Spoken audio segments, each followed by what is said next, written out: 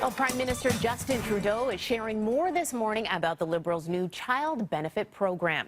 The program will give families who make less than $30,000 a year $533 a month for each child under 6. Those families will also receive $450 a month for children 6 to 17 years old. And joining us now live from Ottawa is Prime Minister Justin Trudeau. Prime Minister Trudeau, thank you so much for joining us this morning. It's a pleasure to be here, Tammy. Well, first off, can you tell us a little bit about the changes to the child benefit program?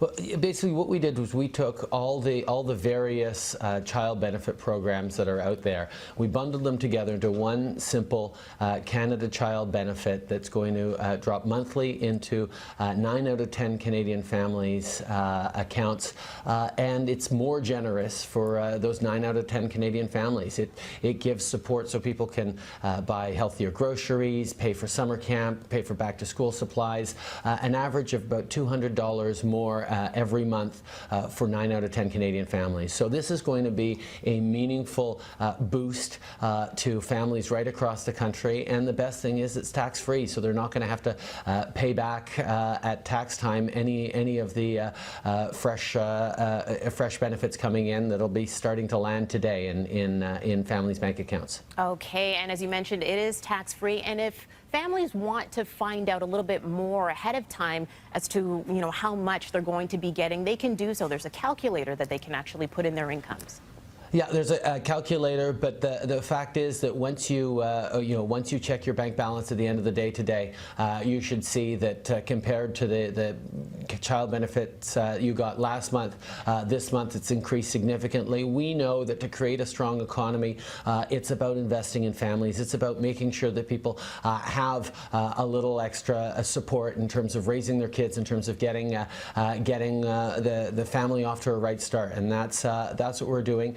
And it's not just for low-income families, although it's extraordinarily generous for low-income families. It's going to lift about 300,000 kids out of poverty across the country. But middle-class families will see a significant benefit as well. 9 out of 10 families right across the country will see more generous benefits arriving as of today, and that's going to make a big difference in a lot of families' lives. Right, and it's going to be based on your annual income, your tax return as well, your tax income that you file every year. Not everyone's going to get more money this time around, but you're saying that this is fair. It's spread out a little better for families who actually really do need it. Actually, families making up to about $150,000 in combined income will be getting larger checks. As the families get more and more successful, it scales out, and the wealthiest families won't get any child benefits on this. That's a change that we promised to make in the election campaign, where we're giving more help to the families who need it by giving less help to the families who don't need it, and that's something that Canadians responded to very positively across the country during the election campaign, and I know it's going to make a real difference in the lives of families in the middle class and those working hard to join it. Okay, there has been some criticism of the new plan, saying that it might not take effect when people really need it in terms of their benefits from last year. So we know that this is based on your 2015 income tax return, but there may be some families who in the last few months or weeks may have lost a job or an income in the house and won't get that excess benefit. What do you say to that?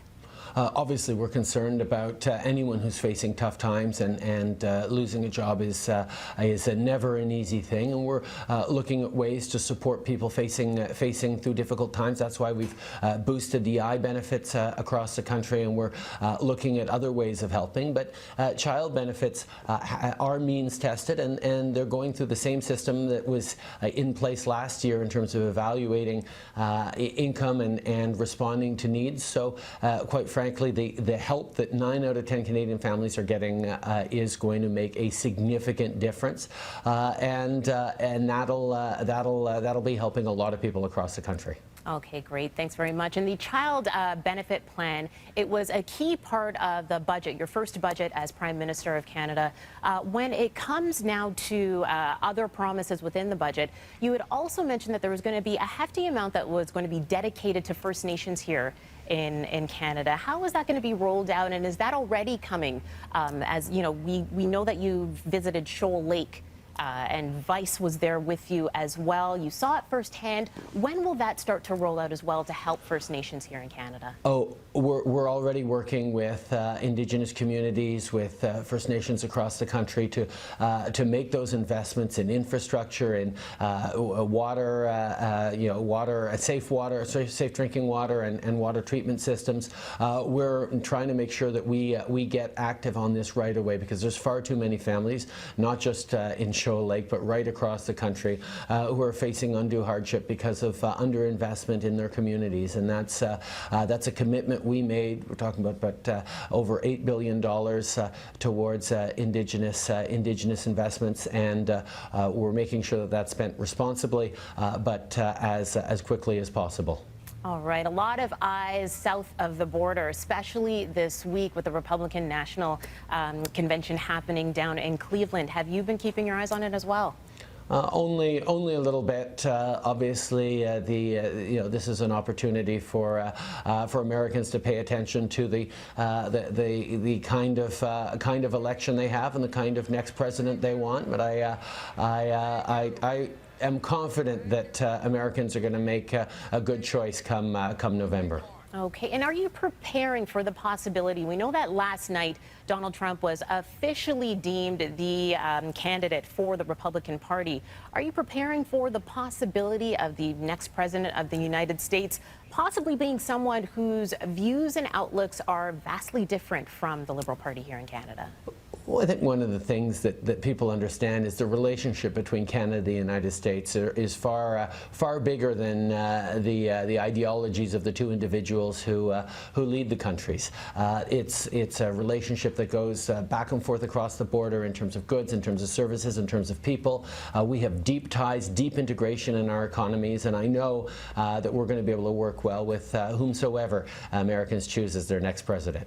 Okay, and we've been keeping an eye on the U.S., especially not just because of the election, but there's been a lot going on in terms of violence, racial tension in the U.S., Black Lives Matter in the U.S. Also, we have our branch here in Toronto. How do you think racial tension down in the U.S. is affecting us here in Canada?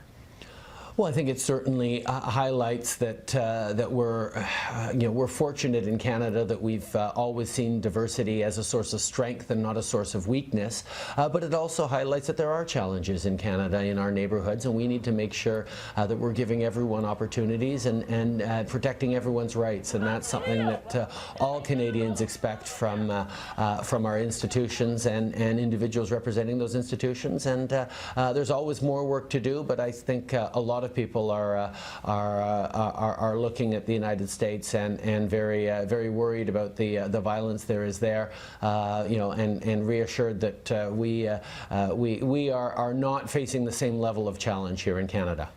Okay, and last question. It was about last night. You were actually on Twitter for an hour answering some questions about a National Youth Council that you want to start up. And so I want to hear a little bit more about this, and youth across the country can apply. Absolutely. This is one of the commitments we made to make sure that the Prime Minister is going to hear directly from young people. So we're putting together a council of young Canadians from right across the country, about 30 young people who will have an opportunity about 4 times a year to sit down with the Prime Minister to talk about their issues, to look into issues facing young people, issues facing our economy in general and our country. And this is really about empowering young people to be part of the political conversation about how we're building a stronger future for the country. You can apply online at canada.ca/youth. As of Friday, the application process will be open, and I certainly hope we're going to get a lot of great young people from right across the country representing their communities and weighing in on how to build a brighter future for us all. All right, Prime Minister Justin Trudeau, thank you so much for joining us today. Really appreciate you talking and taking the time out to speak with us. Great pleasure to be here this morning, Tammy. Thank you. Right. Thanks so much. And again, we'll tweet out the link to that calculator if you want more information as parents out there about the child benefit program that has started up today.